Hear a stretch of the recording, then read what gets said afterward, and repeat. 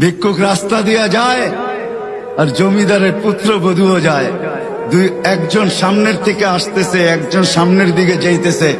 দুইজনের ক্রসিং এর সময় ভিক্ষুকের গায়ের কাদা জমিদারের পুত্রবধূর গায়ে লেগে গেছে।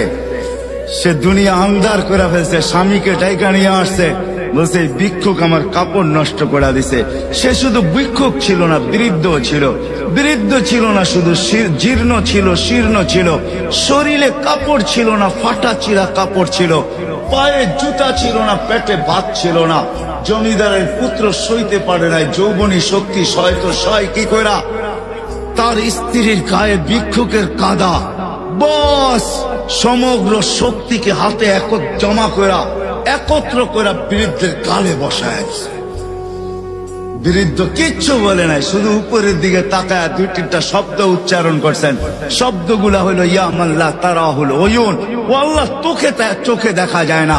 ও তারা কুল্লা শাই, তুই সব দেখিস। ফারা তারা মা বি, তুই কি দেখিস না আমার সাথে কি ঘটতেছে, এটা কি দেখিস না? বলতে দেরি যুবক, মরতে দেরি হয় নাই। জমিদার চলে আসছে, প্রতিশোধ নিবে।